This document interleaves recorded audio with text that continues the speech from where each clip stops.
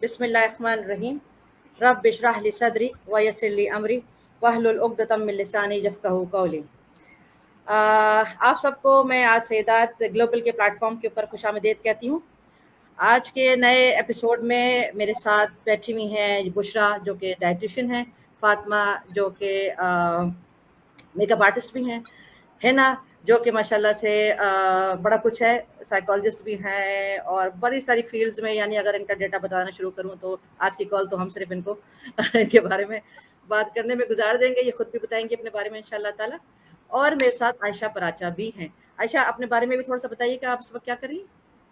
अस्सलाम वालेकुम जी। मैं आयशा पराचा इस वक्त यहाँ पे आपके साथ as a single mom represent हो रही हूँ इस लाइफ में। अपनी स्ट्रगल्स अपने बारे में शेयर करना चाहूँगी, जो क्वेश्चंस होंगे, चीज़ें जो भी मॉम्स को प्रॉब्लम्स आती हैं उसके हिसाब से। फ़िलहाल मैं फुल टाइम मदर और एज अ फ्रीलांसर काम कर रही हूँ। एफिलिएट मार्केटिंग प्रोग्राम के साथ कनेक्टेड हूँ, तो ठीक है, juggling between all these things. Welcome aboard all. आज थैंक हम यू। लोगों ने जहाँ बहुत सारे टॉपिक्स पे अभी हमारे अल्हम्दुलिल्लाह सेदात ग्लोबल का जो हमारा टॉक शो का प्रोग्राम है बहुत अच्छा और स्मूथली जा रहा है। बहुत सारे इश्यूज पे हम लोग जो है बात कर चुके हैं। इस प्रोग्राम का जो सोल पर्पस है वो सोशल अवेयरनेस का है। और इसमें मैं बोर्ड में बहुत सारे डॉक्टर्स को, डाइटिशियंस को, साइकोलॉजिस्ट को और यानी मेरा मकसद ये होता है कि मैं कोई बहुत बड़ी सेलिब्रिटीज़ को या ऐसे लोगों को, रिनाउंड लोगों को नहीं लाऊं जो ऑलरेडी जिनको रिकग्निशन मिली हुई है। मुझे ये होता है कि यार ऐसी हार्ड वर्किंग लेडीज को लेकर आऊं जो कि बेशक रिनाउंड भी हो, बहुत ज्यादा बड़ी कोई सेलिब्रिटीज ना हो, मगर अपनी फील्ड में बड़ा अच्छा काम कर रहे हों, या ऐसे जो सेल्फ मेड औरतें हों या मर्द हों जिन्होंने अपनी जिंदगी में बड़ी काविशें और कोशिशें की हों, तो उनको, ताकि मेरे प्लेटफॉर्म के जरिए उनको रिकग्निशन मिल सके। तो इस तरह का, और बाकी जो करंट जो भी इश्यूज ऑब्वियसली जो चल रहे होते हैं दुनिया में, उनको भी हम लेकर आते हैं और उन पर भी हम लोग डिस्कशंस करते हैं। आज हम लोगों ने म्यूचुअल अंडरस्टैंडिंग के बाद एक टॉपिक जो कि बड़ा ही हॉट टॉपिक है, हर एक उस पर बात करना चाहता है, और ऐसा कोई खास टॉपिक भी नहीं है, बड़ा आम सा है, मगर ऐसा होता है ना कि बहुत दफा सामने की चीज लोगों को नजर नहीं आ रही होती। आज हम उन लोगों को प्रेज करने के लिए आए हैं, उनको अप्लॉज देने के लिए आए हैं जो कि सिंगल मम है या सिंगल पेरेंट है। इसमें हम दोनों जेंडर्स को ले लेते हैं। जो सिंगल हैं, ऐसे पेरेंट्स जो दुनिया में बड़ी स्ट्रगल कर रहे हैं, और वो लोग जो बहुत काम कर रहे हैं, हम उनकी जो लाइफ है उसके बारे में डिस्कस करेंगे। उन्होंने जो हार्डशिप्स या स्ट्रगल्स या किसी मुकाम पर पहुंचे हैं उसके ऊपर डिस्कशंस करेंगे।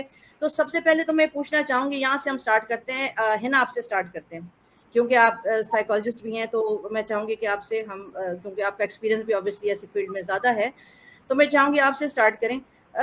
हिना, आप ये बताना चाहोगी कि जो मैरिटल रिलेशनशिप होता है उसमें जो है वो कौन सा पॉइंट आता है, इस रिश्ते में कौन सी यानी एक हद लिमिट होनी चाहिए कि जहां औरत या मर्द को डिसाइड कर लेना चाहिए कि जी एनफ, वो Okay, बताइए। first of all, thank you so much once again, Ibrahim, for calling me here and sharing your screen with me. As you all know me already, क्योंकि हम काफ़ी सारे program sessions जो एक साथ करते रहते हैं. Here I am representing myself as a mental health CC. I'm a counselor as well, and I'm also playing a hybrid role since I'm also playing a role of a mental health coach, जहाँ पे मैं 2 से 3 चीज़ें जो है एक साथ लेकर चल रही हूँ, और कम्युनिटी में और हमारी सोसाइटी में आजकल क्या हो रहा है उसके हवाले से जो है कुछ चीज़ें, जैसे कि क्वेश्चन आपकी तरफ से आया तो इसको लेते हुए आगे हम बढ़ते हैं। पहली चीज़ तो ये कि रिसेंटली रिसेंटली तो नहीं कहूँगी, आई थिंक 1 साल या 2 साल हो गया, एक I made a group which is single mom group, और उसमें हम कुछ ऐसी लेडीज और ऐसी खवातीन जो हैं वो एक जगह इकट्ठी की हैं जो कि एक रोल जो है वो प्ले कर रही हैं। इस पूरे एक जर्नी के अंदर what I have observed, I would like to share that. Plus मैंने कुछ इंटरव्यूज किए थे कुछ अर्सा पहले जो कि टॉक्सिक मैरिजेस के हवाले से थे, एंड उसमें एक रेड फ्लैग्स क्या क्या हो सकते हैं, औरतों ने या खवातीन ने क्या क्या चीज़ें जो है वो इंड्योर की हैं इन दैट टॉक्सिक मैरिज, और वो भी चीज़ मैं बताऊंगी वन बाय वन, और साथ में ये भी कहूंगी कि जो है रेड फ्लैग्स कब हमें नोट कर लेने चाहिए, कब इंतजार करना चाहिए, कब हमें एग्जिट कर लेना चाहिए। So I would like to summarize everything in a very small just. First of all I would like to say one thing कि जब आपको लगता हो कि एक बंदे की नेचर जिसपे आपको, मेरे ख्याल से विद इन 3 to 6 months आपको किसी के साथ भी पता चल जाता है कि इसका ये प्रॉपर एक बिहेवियरल पैटर्न है जो कि आपको नजर आ रहा है इन दैट मैरिज कि अच्छा जी ये इंसान इस तरीके से मेरे साथ प्ले आउट कर रहा है या मुझे मैनिपुलेट कर रहा है। ये मैं उन लोगों की बात कर रही हूँ जो कि अरेंज मैरिजेस में है, जो कि ऑलरेडी एक दूसरे को नहीं जानते। इस वाले रिलेशनशिप के अंदर दोनों पार्टीज अगर एक दूसरे की लव लैंग्वेज को या क्या कहते हैं उसको मैरिज लैंग्वेज को नहीं समझ पा रहे हैं और यहाँ पे इनकंसिस्टेंसी बहुत ज्यादा है और आपको लगता है कि आने वाले वक्तों में अगर मैं मैरिज काउंसलर के पास जाऊं और उसके ऊपर वर्कआउट कर सकूं तो आप उसको पहले ट्राई करो, ठीक है, एटलीस्ट 3 to 6 months। उसके बाद स्टिल आपको लगता है कि नहीं things are not working out, तो I think it's high time कि हम इसको फाइनल डिसाइड करके यहाँ से एग्जिट करिए। उन लोगों के लिए जो कि बिल्कुल स्टार्टिंग पॉइंट ऑफ व्यू है, जिन्होंने अभी अभी रिसेंट शादियां हुई हैं जिनकी, और जो इस रिश्ते में बनने जा रहे हैं उनके लिए एक तरह से ये एडवाइस भी है। जहां पर रेड फ्लैग्स आ जाते हैं वो ये है कि आपको एक बंदे का नार्सिज्म वाला एक, जो हम लोग अक्सर इस चीज को डिस्कस करते रहते हैं कि ये वाले ट्रेड्स जो हैं बड़े कॉमन है, हमें मर्दों में नजर आ रहे हैं और खवातीन में, जिसमें भी है, मैं जनरलिस्ट बात करूंगी यहाँ पर, जिसमें भी हमें दिख रहे हैं, लेकिन हम जो है नहीं बाहर जा सकते क्योंकि कभी ये बंदा अच्छा प्ले करता है, कभी ये बंदा मुझे गैसलाइट करता है, कभी ये इंसान मुझे जो है नेगेटिवली ट्रीट करता है। तो ये वाले जो है ना रेड फ्लैग्स हैं एक्चुअली। एक बंदे का जो पैटर्न है आपके सामने, इफ इट्स पॉजिटिव तो वो एक ही पैटर्न चलना चाहिए। इट्स नॉट दिस के कभी अप एंड कभी डाउन, कि कभी बिल्कुल ही आपको घर से निकाल के बाहर खड़ा कर दे और कभी बिल्कुल ही आपको इज्जत देके के जो है सर के ऊपर बिठा ले। तो ये वाले जो इनकंसिस्टेंसीज है इसके ऊपर प्लीज जरा फोकस रखें। दूसरा हमें कब डिसाइड कर लेना चाहिए कि it's tata bye bye time, वो ये है कि एक तो सबसे पहली चीज आपको पता है फिजिकल वायलेंस। अगर इस तरह की कोई चीज जो आपके फिजिकल बाउंड्री को हिट कर रही है, क्रॉस कर रही है, आपको लगता है कि आपकी फिजिकल रिस्पेक्ट वो कंटेन्ड नहीं है एक रिलेशनशिप के अंदर, then it's high time that you have to move out from the relationship. Number 2, अगर आप फाइनेंशियली इतने ज्यादा एक तो डिपेंडेंट और वो बंदा आपको इंडिपेंडेंट नहीं होने दे रहा है, this is another sign. Why is that so? Why that person is like so controlling? क्यों इतना ज्यादा कंट्रोल वो चाह रहा है आपके ऊपर और आपको वो इंडिपेंडेंट भी नहीं होने दे रहा है? ये एक और रेड फ्लैग है। तीसरी ये चीज कि अगर आप उससे कोई चीज डिस्कस करने बैठते हो या आप अपने इमोशनल इश्यूज को उसके साथ बांटना चाह रहे हो, शेयर करना चाह रहे हो, and that person is gaslighting you, that person is just telling no no that's not my issue, ये तुम्हारा इशू है, तुमसे मुझे कंप्लेन है, दैट्स अनदर रेड फ्लैग। जब बातें करने से आपके मसाइल हल ना हो रहे हों, इट मीन्स, ये बहुत जनरली बता रही हूँ मैं, ऑब्वियसली सबकी सिचुएशन डिफरेंट होती है, I can not go like and pick up each and every situation, I am just giving you the general view कि आपके साथ जब ये प्रॉब्लम्स आने लग जाए और आपको लगे okay there is no way out और मैं इस वक्त बहुत ज्यादा सफोकेटिंग फील कर रही हूँ इमोशनली, मेंटली, फिजिकली, तो I think it's high time that you think like let's move out of this relationship या फिर हम कोई दूसरा रास्ता अख्तियार करें। यस, इसके अलावा कोई सवाल किसी ने करना है यहाँ पे? अच्छा, मैं करूं आपसे? Yes. If the lady got kids, जो नेचुरल है, जो हो जाते, इसको जल्दी होते है, किसी को टाइम लगती होते, जब ये किड्स बहुत ज़्यादा एक बैरियर है, अपने पास की बच्चे हैं, तो लेडीज को सब्र कर लो, एक टाइम के बाद चेंज हो जाते, थोड़ा सा शुरू में होता है, तो ये बच्चे बहुत चीज़ों में आ जाते, मदर और मतलब हस्बैंड और वाइफ के जब चीज़ों में हो जाते कि माँ बहुत सारी चीज़ों में बच्चों के फ्यूचर है, कुछ ना कुछ अगर नहीं हुआ तो फादर तो है, ठीक है, फादर का हाथ है बहुत सारी चीज़ों में, क्या है वो आज नहीं तो कल कुछ तो करेंगे अपने बच्चों के लिए, ऑफ कोर्स करते, खिलाना पिलाना खर्चा, वो जो बाप जो कर सकता है कोई और नहीं कर सकता।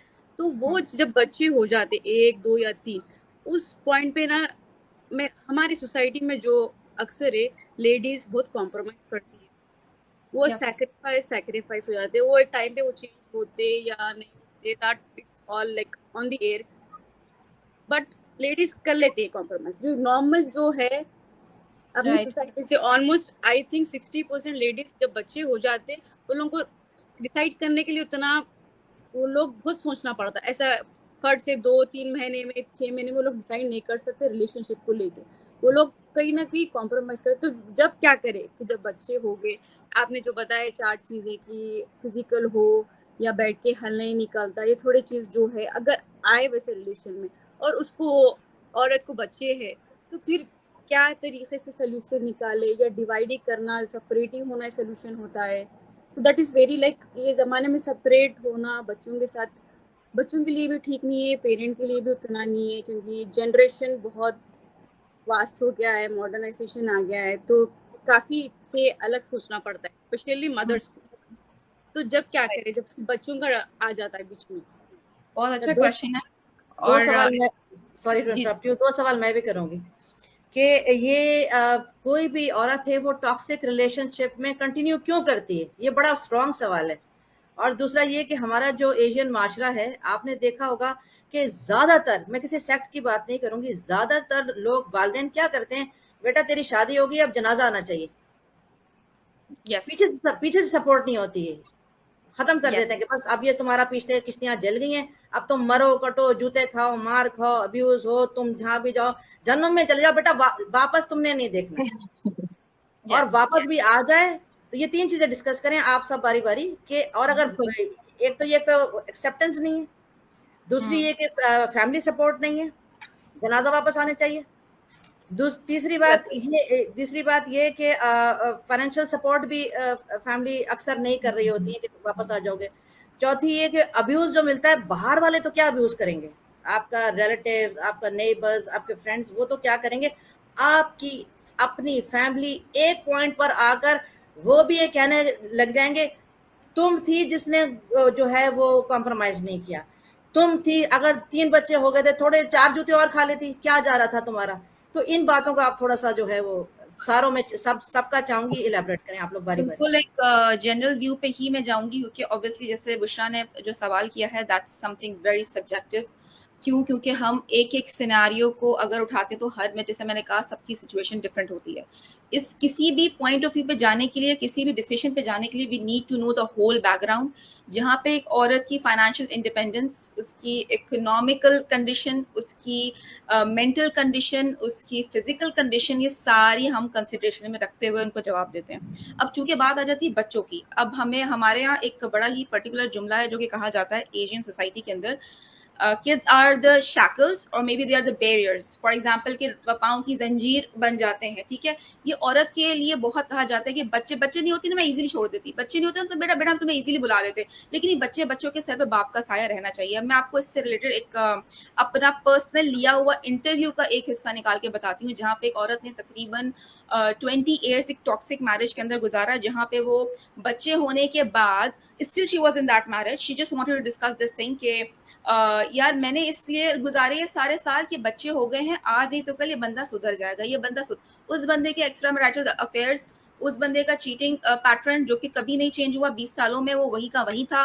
तीसरा इमोशनल अब्यूज की कहानी कि जी इमोशनल निग्लेक्ट, ये एक ऐसी चीज है जो एक औरत को, क्योंकि आप एक चीज नोट करो, एक जिंदगी एक मर्द को भी मिलती है, वही एक जिंदगी औरत को भी मिलती है। Why we are those objects जिसको बनाया जाता है सेक्रीफाइशियल ऑब्जेक्ट, कि जी कुर्बानी का बकरा तुमने ही बनना है। क्यों? क्योंकि तुम माँ हो। It's not written anywhere, even in, अगर हम जाएं इस्लामिक पॉइंट ऑफ व्यू में बात करें, जो कि मैं मोस्टली जो है उठाती हूँ ये वाला पॉइंट, कि हम लोग जो है इस्लाम का क्या करते हैं, आधा हिस्सा पढ़ा हमने, बाकी हिस्सा हमने छोड़ दिया। We do not even learn and understand the main context of that particular words, के क्या वहां से आ रहा है, इसका मीनिंग क्या है।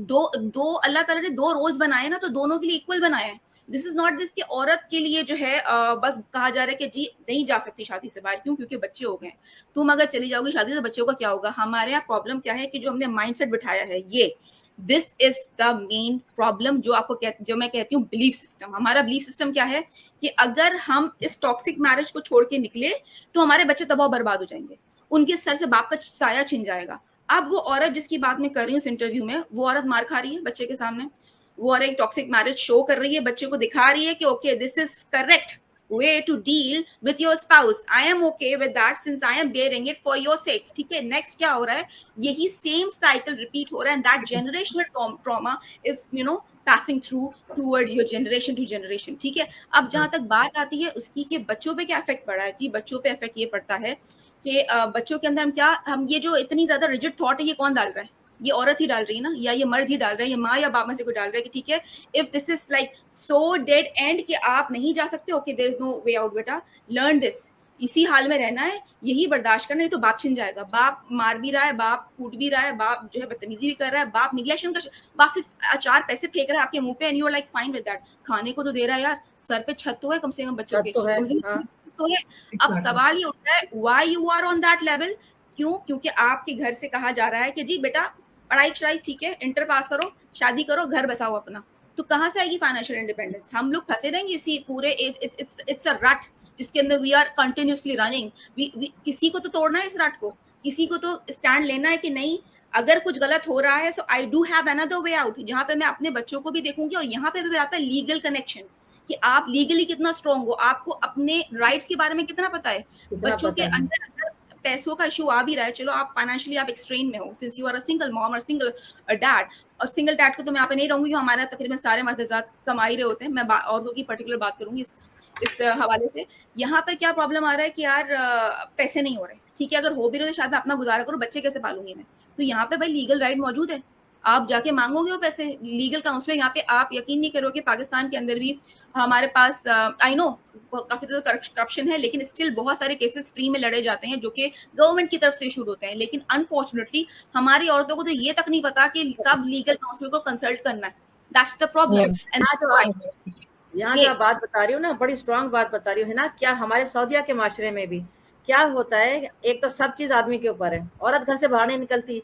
अब अल्लाह ना करे शौहर का अगर इंतकाल हो जाता है, या डाइवोर्स होती है, या खुला लेती है, अब औरत जब अकेली होती है ना, उसको पता नहीं है उसको बिल्स कैसे पे करने हैं, बिल्कुल ऐसा ही है। उसको पता नहीं है गाड़ी कैसे चलानी है, उसको पता नहीं है पेरेंट टीचर जो मीटिंग है उसको कैसे अटेंड करना है, उसको नहीं पता ये सारे बिल्स और सारा चीज क्या करनी है, ग्रोसरी तक का उसको पता नहीं है, बाहर निकल के टैक्सी या रिक्शे को ऐसे इशारा कैसे करना है उसको नहीं पता है, क्योंकि उसके मियाँ ने उसको। और यहाँ का जो ये मेल डोमिनेशन है, not only about Saudi Arabia, it's all over the world, आदमी की डोमिनेशन वो इतनी ज्यादा करके रखता है। मे बी ये इनसिक्योरिटी है, मे बी ये क्या है कि यार अगर जरा, और बहुत सारी औरतें ऐसी जो जैसे बड़ा हिम्मत बाहिम्मत खातून जिनको कहती हूँ, उनके मर्द तो और भी ज्यादा यहाँ से पकड़ के रखते हैं कि यार किसी अंदर पहले इतनी हिम्मत है, इतना काम कर रही है, जरा सा उसको मैंने ऐसी छुट्टी दी ना, इसने तो उस लेवल पे पहुंच जाना है। तो ऐसी औरतें तो इनफैक्ट मैं आपको बताऊं ज्यादा अब्यूज होती हैं, क्योंकि आदमी तो बर्दाश्त नहीं कर पाता ना। और अक्सर शादियां इसी बात पर टूटती हैं,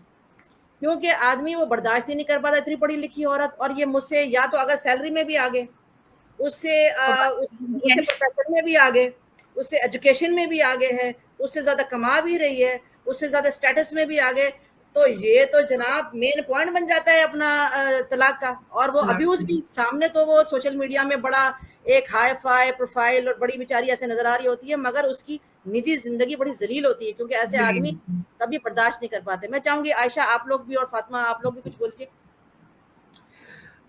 ये जो आपका पॉइंट है ये किसी हद तक वैलिडेट करता है मेरे केस में, क्योंकि मैं ये समझती हूँ कि ये जो आपने बात की ना कि सोशल मीडिया पे आपको लग रहा है कि जैसे the time I got divorced and all that, जब मैंने सेपरेशन ली, क्योंकि नार्सिसिस्ट पर्सनालिटी बहुत हद तक चीजें खराब थी। वो थोड़े डोमिनेटिंग औरतें जो होती हैं वो बर्दाश्त नहीं होती मर्दों से, उनको लगता है कि जी ये कैसे डिसीजन ले सकती है जिंदगी का, ये बच्चों के बारे में कैसे अच्छा बोल सकती है, ये कैसे मतलब कुछ कर सकती है। मतलब मैंने तो उसको शादी की थी, मुझे तो लगा था हाँ ठीक है, लेकिन अब ये तो कुछ और ही हो गया है मतलब मामला, तो मैं इसको दबा कर रखूं किसी तरीके से। तो जब वो वाले मामला होते हैं तो उसके अंदर मर्द को होता है नहीं यार ये तो गलत हो रहा है, और फिर जब आप बोलना शुरू करें तो वो जी सारे मामला खराब हो जाते हैं।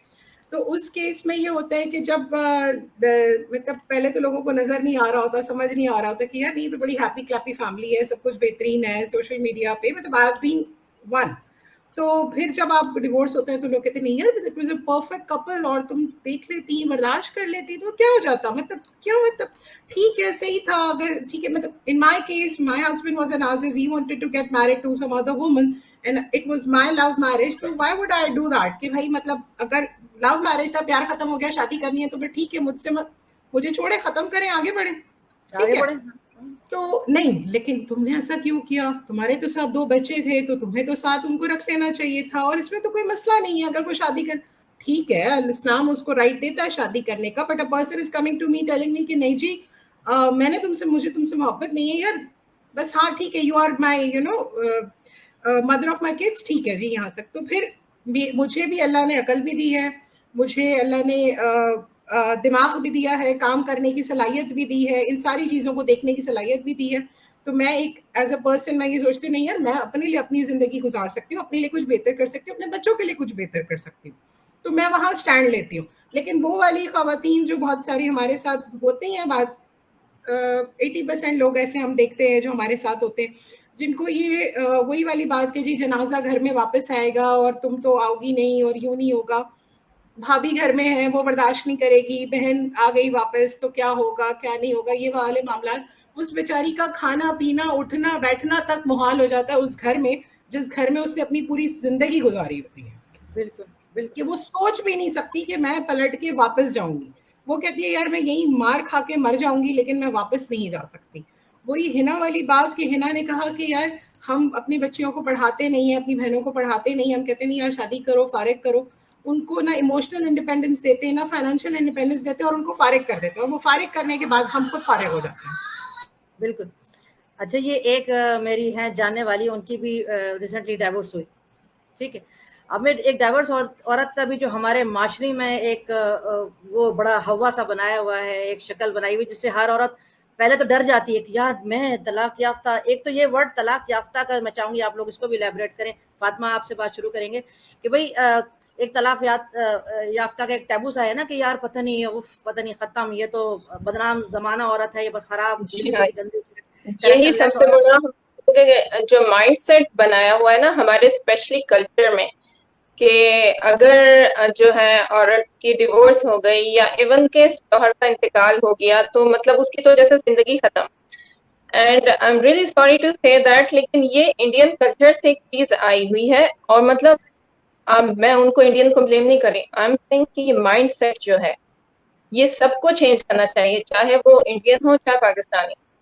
अच्छा, सपोर्ट की बात, जब कभी भी किसी भी औरत की चाहे डिवोर्स हो, चाहे उसके हस्बैंड की डेथ हो, चाहे वो खुदा लेके अपने लिए स्टेप लेके आती है, सबसे बड़ी चीज जो मैं कहती हूँ उस वक्त औरत तो बिल्कुल इस तरह के फेस, उसका माइंड जो है ना माइंड स्टेट ऐसी होती है, उसे लगता है कि अब जिंदगी में दुनिया में कोई ऐसा बंदा नहीं बाकी है जो कि उसको सपोर्ट करेगा।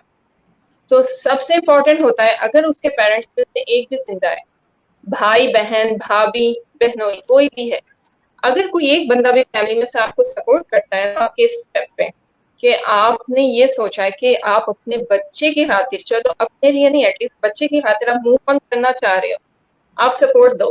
फैमिली की सपोर्ट से बढ़ के मैं कहती हूँ कुछ नहीं होता।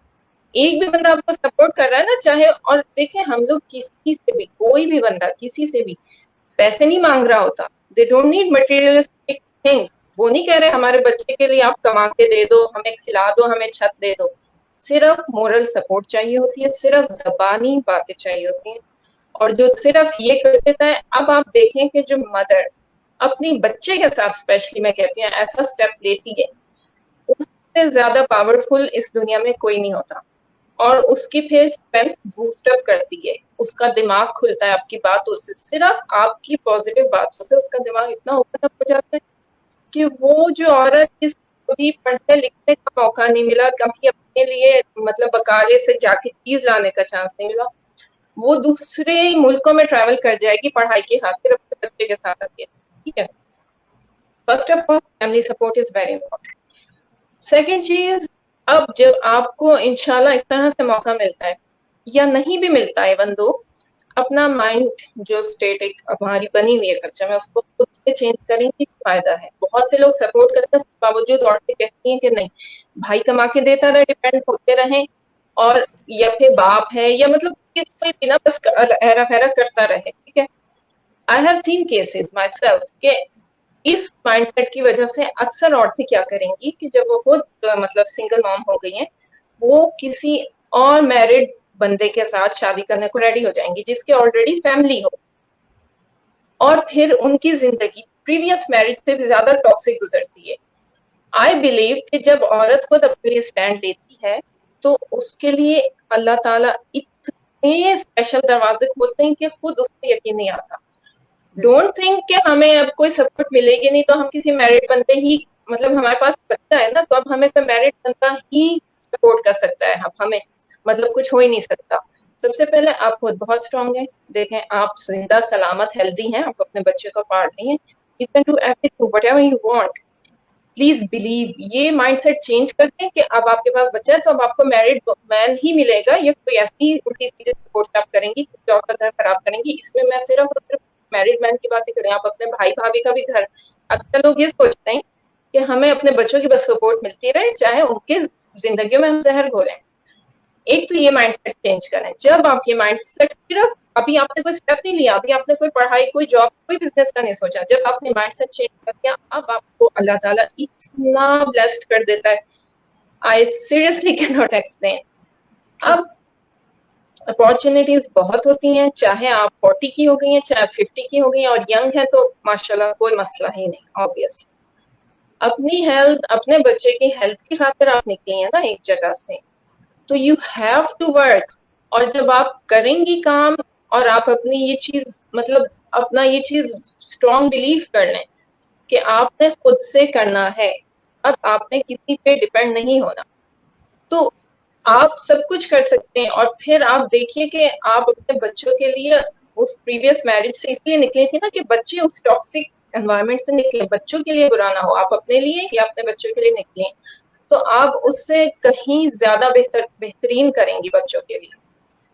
तो सिंगल मदर्स हों या फिर नॉर्मल जो हस्बैंड वाइफ साथ में रह रहे हैं, व्हाट आई बिलीव कि कोई भी मैरिज में अगर कोई बच्चों की खातिर कोई भी हस्बैंड वाइफ में से स्टेप लेता है ना, अल्लाह ताला उसको ब्लेस्ड करते हैं, उसके बच्चे कामयाब तरीन होते हैं।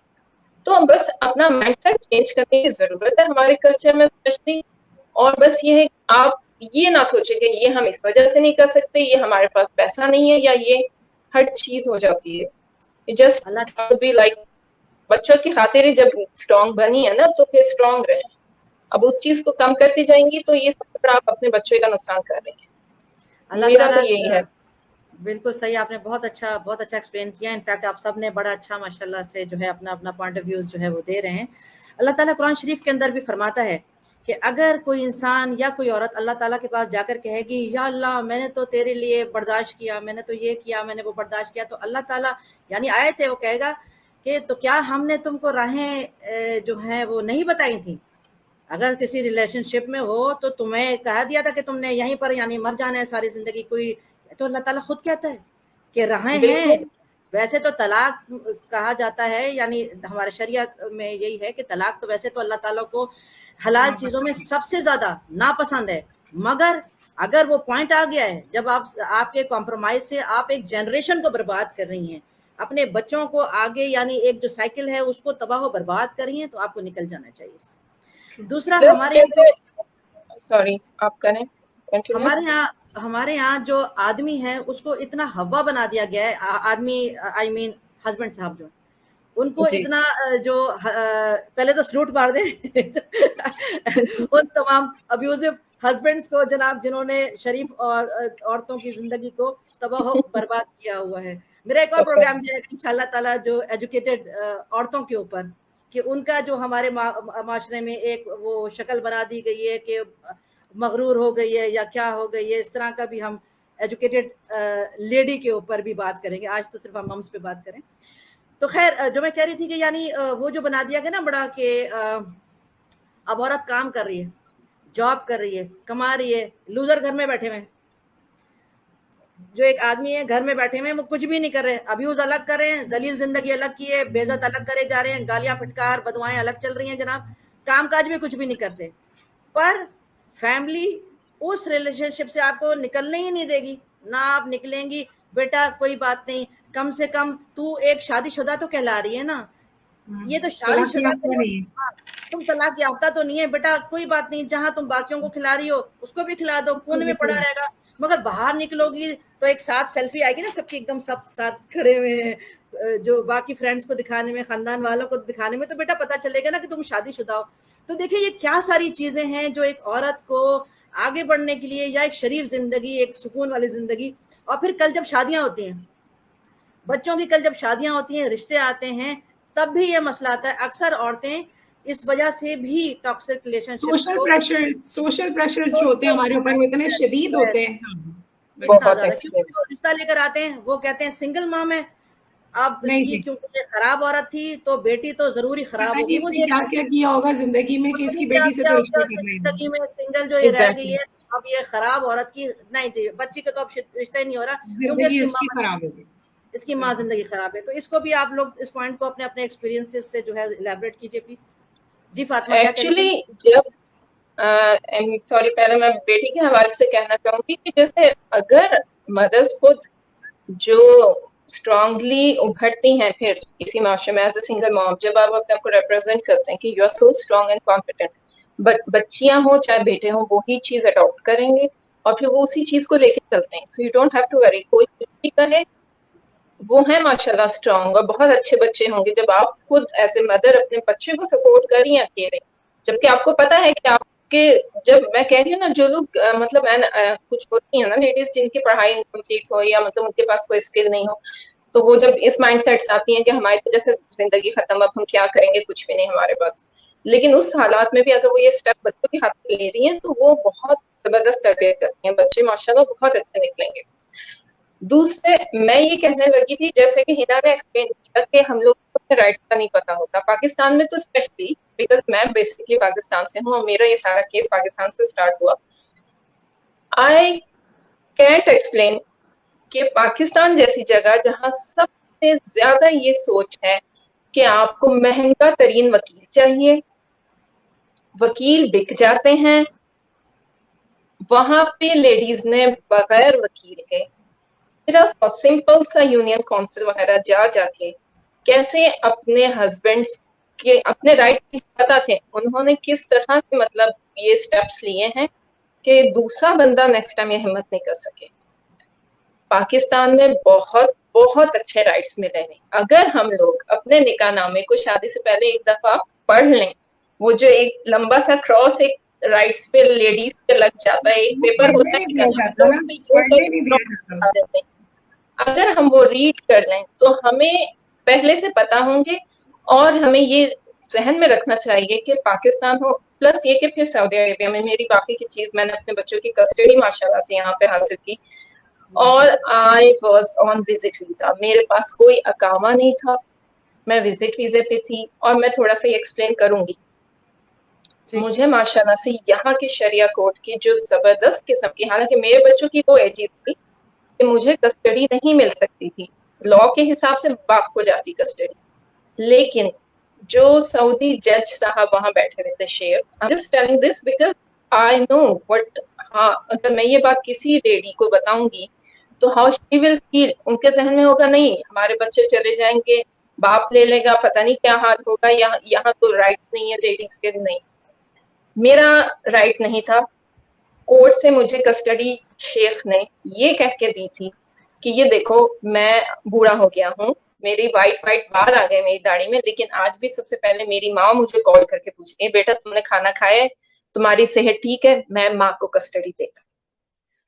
एंड आई वाज लाइक, ऊपर से विजिट वीजे पे, लाइक आप सोच नहीं सकते ना कि आप तो विजिट वीजे पे हैं या आपको राइट्स ही नहीं है लेडीज के, इस तरह की माइंडसेट बना हुआ है। सब चीजों के राइट्स हैं कोर्ट में, हर चीज का, but just you have to take a step and you have to like, अगर आपको नहीं पता तो आप इंफॉर्मेशन ले जाके और उसकी बेसिस पे करें। आपका अगर पॉइंट ऑफ व्यू, आपका कॉन्सेप्ट, आपकी चीजें बिल्कुल स्ट्रांग है, आप लोग राइटफुल हैं, तो कैसे नहीं कोर्ट आपके हक में फैसला करे। लेकिन क्या अगेन कि हमें वकालत तक जाना तो आता नहीं, हम कोर्ट कैसे जाएं, तो निकले, थोड़ा सा अपने आप को स्ट्रॉन्ग करें। अल्लाह ना करे कि आपकी मतलब शादी या उसमें ऐसी लाइफ में टाइम आए, बट अगर नहीं भी आता तो you should be strong enough for your kids. आप ये माइंडसेट तो मत अपने उसमें डालें ना, हाय हम कैसे जाएंगे, वो तो बहुत दूर है जगह, आप अकेले कैसे ट्रैवल कर लेती हो। Everything is possible, you just have to learn and grow up, move on, that's it. आप क्या कहती हैं बुशरा, बड़ी देर से खामोश बैठी हुई? हाँ मैम, मैं सुन रही थी बस बात, तो ये बोल रही थी कि जब ऐसे औरतों की शादीशुदा हालत, family support is very important, specially parents, कोई भी करके अगर वो स्टेप भी लेना चाहिए, क्योंकि नहीं बच्ची शादी हो गई, उसको ज़्यादा कोई चीज़ रूल्स मालूम नहीं है कि क्या होता, बस वो सब चीज़ों में उलझ जाती, she is busy all that, husband आते देखो ये हो, फिर आगे बच्चे होते, पर जब वो कोई कंप्लेन घर पे लेके कि देखो या बात हो गई, तो पेरेंट्स कि नहीं हो जाता, वो एक बार साफ हो जाता, दो बार हो जाता, फिर बार बार हो जाता। तो पेरेंट्स हमारे, जैसे हमारी मम्मी, वो जैसे अपने हालात से गुजर गई है, वो चाहती कि मतलब कि हम भी कर लें, भाई हम डिलीवरी में ऐसा धो लिए, सो एंड सो कर लिए, आप भी कर लो। वो पेरेंट्स को अब क्या है वो चेंज करना पड़ता, क्योंकि वो जनरेशन वाइज ऐसा हो गया, तो जो सामने वाले वो लोग ग्रांटेड ले लेते हर चीज, क्योंकि इस्लाम में बिल्कुल भी नहीं है कि वुमेन की राइट्स क्या है, क्या हाथ उठाओ या गुस्सा तो औरत को भी आता है। अगर औरत हाथ उठा तो वो हो सकता है वो एक दो बार हाथ उठा, औरत गुस्सा नहीं करता, ये अपनी सोसाइटी में जो हो गया उसको चेंज करना है, स्पेशली लेडीज जो है, जो माँ उन लोग को ये औरत को ही सब्र कर लो, औरत को ही झेल लो, ये चीज सपोर्ट जरूरी है। तो फाइनेंशियल सपोर्ट चाहिए, वो इंडिया में लड़की जॉब करती नहीं, फिर प्रॉब्लम, आप आगे बढ़ लो, आप डिपेंड करो सपोर्ट, अगर नहीं करेंगे भी तो वापस घर चले जाओ, तो वो खुद से वो आगे जाओ, कोर्ट जाओ, ये जाओ, नहीं पता, घर का सपोर्ट बहुत जरूरी था, स्पेशली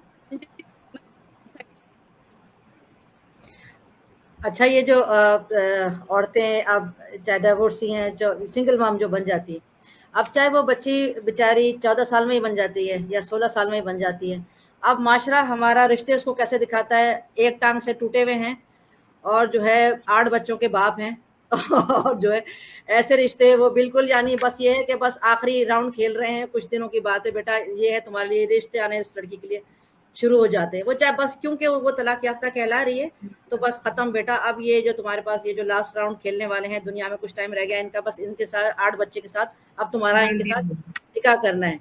या तो वो जो है जैसे मेरी एक है जानने वाली, उनकी भी रिसेंटली डाइवोर्स हुई है बेचारी की, यकीन मानो आपको यकीन नहीं आएगा, वो आर्मी के कंपाउंड में रहती है और वहां पे अच्छे खासे पढ़े लिखे आर्मी ऑफिसर्स रोजाना आकर इस तरह से चलते फिरते में अपना नंबर डाल के चले जाएंगे गाड़ी के अंदर। आर्मी वाले वैसे ज्यादा डेस्परेट है, आई एम सॉरी टू से।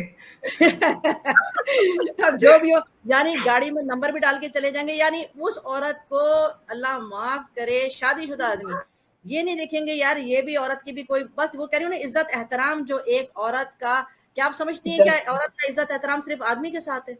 शौहर के साथ ही, जो जिसकी वजह से हमारे अक्सर जो औरतें नहीं भी निकल पा रही होती हैं इस रिलेशनशिप से, कि वो जो औरत अकेली रह गई तो मोहल्ले वाले भी कुछ दिनों में उसको कहेंगे, अगर उससे दो कोई दूध वाला भी आ गया दूध देने के लिए, या कोई आदमी भी 2 से 4 दफा आ गया, तो उसके ऊपर तो इल्जाम लगा देंगे, यार ये तो अच्छे कैरेक्टर की नहीं है, ये इसके घर में आदमियों का, तीसरे दिन मोहल्ले वाले जमा होकर आ जाएंगे, यार आपने सामान उठाएं आप जाएं।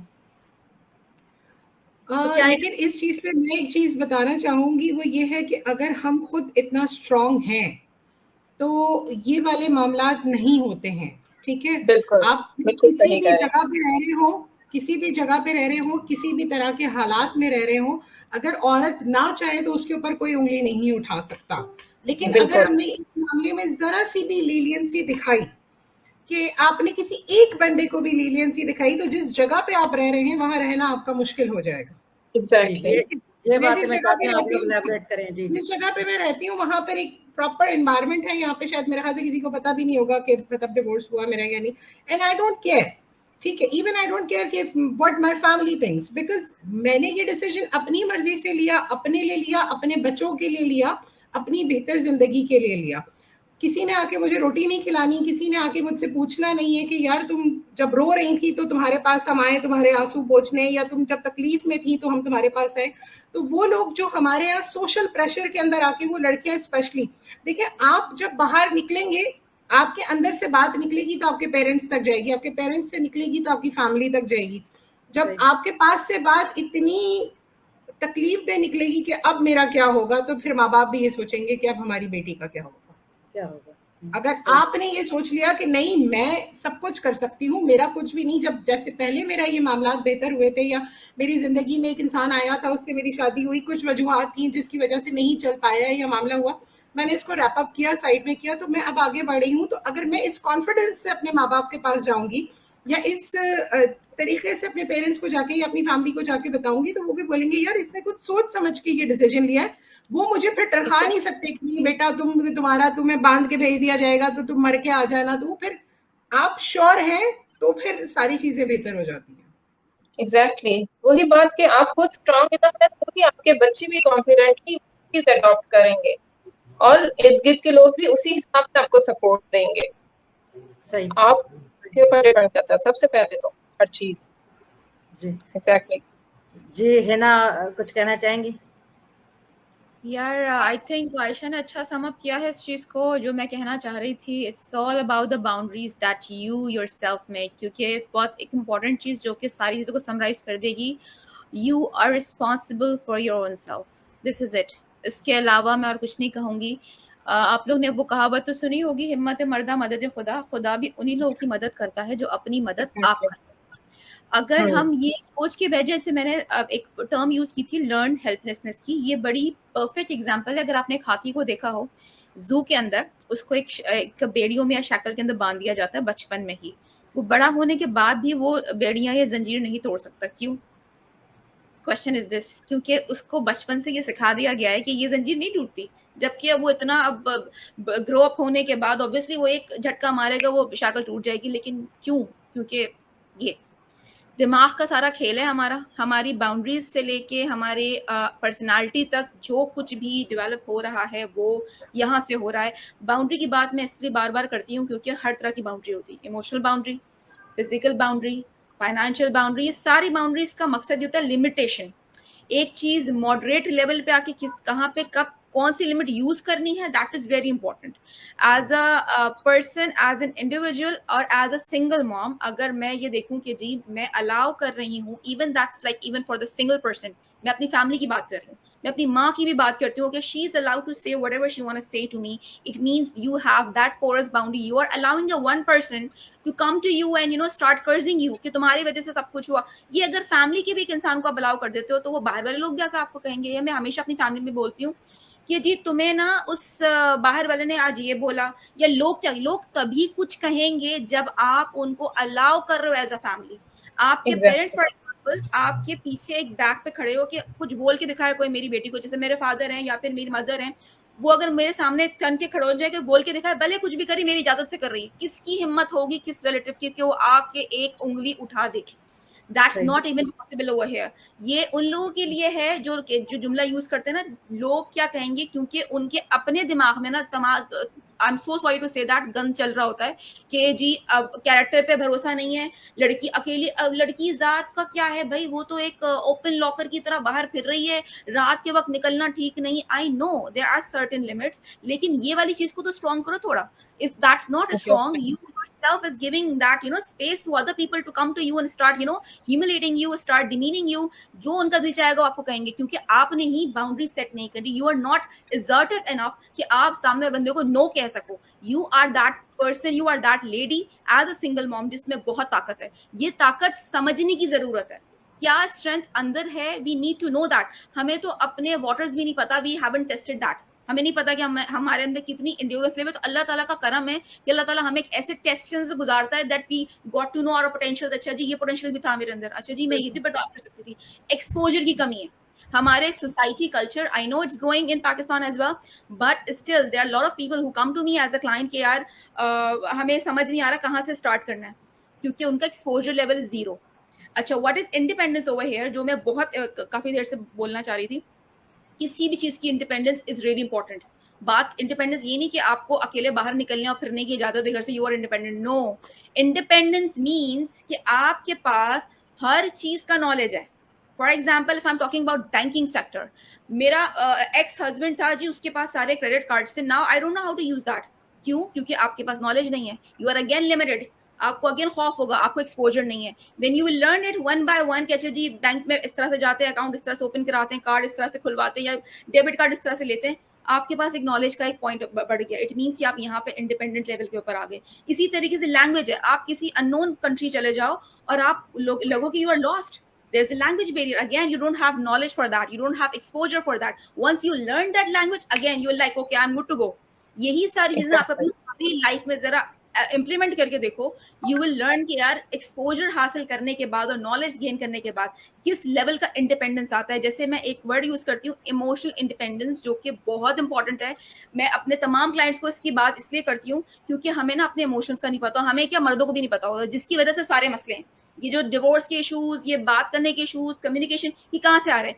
We don't even know about our emotions, what we are feeling. हमें इसको कन्वे कैसे करना है हमें नहीं पता. हमें तो बस कहा जाता है मर्दों को कि बेटा डोंट बी वल्नरेबल, बेटा रोना नहीं है, बेटा आंसू नहीं बहाने, बेटा अरे क्या हो गया, मर्द होके रो रहे हो तुम, अरे बेटा लड़के हो तुम, लड़के होके रो रहे हो तुम, दैट्स अ रॉन्ग अप्रोच। ये एक रॉन्ग अप्रोच इसलिए क्योंकि हमें पता ही नहीं है इमोशंस को रेगुलेट कैसे करना है। सारी कहानियां अब क्या है, वी आर इमोशनली डिपेंडेंट। ऐसी खवातीन जो कि इमोशनली डिपेंडेंट हैं, वो टॉक्सिक मैरिज से other than the support from the family अगर वो है भी तब भी नहीं निकल पाती। क्यों? दे हैव लेस एक्सपोजर कि वो अपने आप को खुद से इमोशनली कंटेन रख सकती हैं, नहीं रख सकती। That's a very crucial point over here.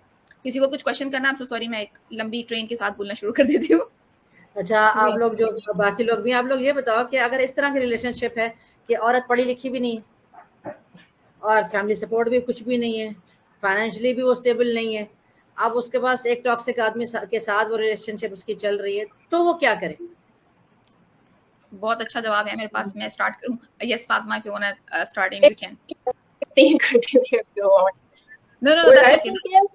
कि देखें, सिंपल सा एक एग्जांपल देती हूँ। पाकिस्तान में सबसे ज्यादा मैं समझती हूँ जो हर जमाने से हैं वो मासी, काम वाली जो मासी आती हैं हमारे यहाँ। I really really salute those ladies, क्योंकि मैंने बहुत सी केसेस है सब नहीं देखे अपनी फैमिलीज में, कोई वक्ती तौर पे भी जाता है तो वो किस तरीके से अपना घर चला रही है। They don't have anything, they don't have any special skill, they don't have money, they don't have support, they don't have anything। 10 बच्चे होते माशाल्लाह सबके, they are working। किसी भी काम को एक वही अगेन कल्चरल थिंकिंग जो है ना कि आप कहीं ये तो मेड्स वाला काम है, ये तो जो है ना बहुत ही इसमें तो ये प्रॉब्लम हो जाएगी, इसमें तो ये होता है, या शर्माते हैं। देखें, आपके पास अगर कुकिंग का स्किल है, आपके पास बेबी सिटिंग का स्किल है, मतलब आप अपने बच्चे पाल चुके हैं ना, आप किसी और के बच्चे नहीं, आप उठा के चंद घंटे जब आप अपने बच्चों को दिन रात पाल चुके हैं, आप 5 घंटे के लिए किसी और का बच्चा पाल लें, यू हैव अ स्किल। माओ के पास तो बहुत से स्किल्स होते हैं, ऑटोमेटिकली उनके अंदर आ जाते हैं। जब माँ बनती हैं वो चीज रहती ही नहीं है क्योंकि वो एक माँ बनने से पहले या शादी से पहले थी। तो थोड़ा थोड़ा करें, ग्रेजुअली करें, ग्रो अप करें, अपने स्किल को और पॉलिश करें। छोटे मोटे स्किल्स पाकिस्तान में माशाल्लाह आई सकते हैं। कराची में मेमन फाउंडेशन है, गवर्नमेंट का एक इंस्टीट्यूट है, वो लोग बिल्कुल फ्री ऑफ कॉस्ट कंप्यूटर के स्किल्स करवा रहे हैं, वो सैलून के आपको चीजें सिखा रहे हैं, वो आपको स्टिचिंग, निटिंग प्लस एम्ब्रॉयडरी सिखा रहे हैं। You have lots and lots of opportunities. Again, know your rights, know your opportunities, निकलें, ग्रो करें। जो स्किल आपके पास है आप लग जाएं उस पे, कमाएं, थोड़ा बहुत सेव करें, स्किल अपने पॉलिश करें, और फिर आपको अगर आपको कोई बड़ी बिजनेस वगैरह भी करने हैं, आपके पास इतने इन्वेस्टर्स मिल जाते हैं। हर कोई अपना पैसा लगा के नहीं बड़े बड़े बिजनेसेस खोल लेता, ठीक है। पूरी दुनिया में इन्वेस्टर्स अवेलेबल हैं जो आपके साथ, अगर आपका जबरदस्त किस्म का आइडिया है, आपके अंदर पोटेंशियल है, तो वो आपको देते हैं अपॉर्चुनिटीज। ग्रो करें। कितने कितने लोग लेवल से कहाँ पहुंचे, तो हम लोग न्यूज में, डेली की न्यूज में देख रहे थे। So that's it, that's it। एक चीज मैं ऐड करना चाहूंगी इसमें, वो सबसे पहले ये कि अपने आप को बेचारा समझना छोड़ दें। Exactly। अगर आपके पास पैसे हैं, नहीं है, कुछ भी नहीं है, अपने आप को बेचारा समझना छोड़ दें कि हाय अब मैं मतलब बेचारी नहीं है, मैं ये भी नहीं। जो मासियों वाली बात थी फातिमा की, वो बेचारियां भी मतलब वो बेचारियां ही होती हैं। वो कहती हैं यार बाजी क्या करें, इसको नशा करना होता है, हमने कमा के जाना होता है, इसने हमारे वो पैसे उड़ा देने होते हैं, वो चीजें। जब तक हम अपने आप को बेचारा समझना नहीं छोड़ेंगे, मैंने बहुत सारे ऐसे लोग देखे हैं जिनके पास इस वक्त पैसे नहीं है, हालात बहुत खराब हैं, पाकिस्तान के वैसे भी हालात कुछ अच्छे नहीं हैं, सारी चीजें हैं, लेकिन यहाँ से जो है ना वो ये है कि इतने डिपेंडेंट हैं अपने स्पाउस के ऊपर कि छोड़ना ही नहीं चाहते किसी भी तरीके से। अब्यूज सह लेंगे, कुछ कर लेंगे, लेकिन छोड़ना नहीं चाहते, क्योंकि अगर हमने इसे छोड़ दिया तो हमारा क्या होगा यार। आपको अल्लाह ने अकल दी है, इंसान को अकेला पैदा किया है। अगर हम सिर्फ इतना समझ लेना कि इंसान अकेला दुनिया में आया है और उसने अकेला दुनिया से जाना है, तो फिर उसकी डिपेंडेंसी कम हो जाती है फिर। और जरूरी नहीं होता कि हर किसी के हालात ऐसे हों कि वो घर से बाहर निकल के कोई स्किल सीखने चला जाए, ठीक है, नहीं होते, बहुत सारे मामलात ऐसे नहीं होते, हम नहीं कर पाते। लेकिन अपने आप से प्यार करना तो सीखें ना, अपने आप को अच्छा और बेहतर समझना तो सीखें। आप ये तो समझें कि आप भी इंसान हैं, आपकी भी कोई असल है, आप भी कोई बेहतर दुनिया में कुछ तो कर सकते हैं, आपका कोई मकसद है दुनिया में, आपको किसी की वजह से भेजा गया, सिर्फ इस आदमी के मत्थे लगने के लिए नहीं भेजा गया था या बच्चे पैदा करने के लिए नहीं भेजा गया था। ये सोच के अगर आगे बढ़ेंगे तो अगला स्टेप फिर कोई चीज सीखने का होगा, फिर उससे अगला स्टेप उस चीज को इम्प्लीमेंट करने का होगा, फिर उससे पैसे कमाने का होगा, और इसी तरीके से हालात बेहतर होते जाएंगे। एग्जैक्टली। ये मेरे भाई हैं, आप लोग पढ़ सकते हैं क्या लिखा है, मुझसे पूरा पढ़ा नहीं जा रहा। अगर बीवी शोहर के अच्छा होने के बावजूद जिनसी लिहाज से शोहर की बराबरी में शेयर करे तो खावन क्या करे?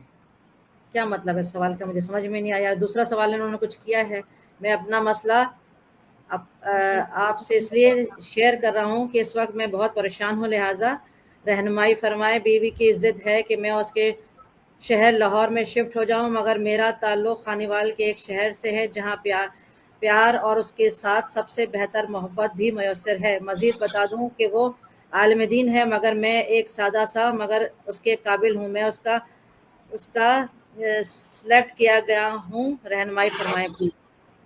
कोई समझ में आया किसी को तो बताइए प्लीज। हिना बेहतर जवाब दे सकती। एक्चुअली प्रॉब्लम वही यहाँ पर आ रही है कि जब दो जगह पे क्लैशेस आ जाते हैं कि एक ने एक डिमांड रखी है तो हमने डिमांड इसलिए पूरी नहीं करनी क्योंकि जी मैं ये चाहता हूँ या चाहती हूँ। और अगर ये मोहतरम जो ऑलरेडी रह रहे हैं खानेवाल में, इनका मेरे नज़दीक अगर इनका एक एक्सपोजर इनका रहा है वहाँ पे और ये एक इनके एक्सपीरियंस रह चुका है, तो मुझे नहीं पता इनके सर्कमस्टांसेस क्या है, क्योंकि ऑब्वियसली हम ऑनलाइन आके बहुत सारे without knowing all the factors हम इस तरह से मशवरा नहीं दे सकते।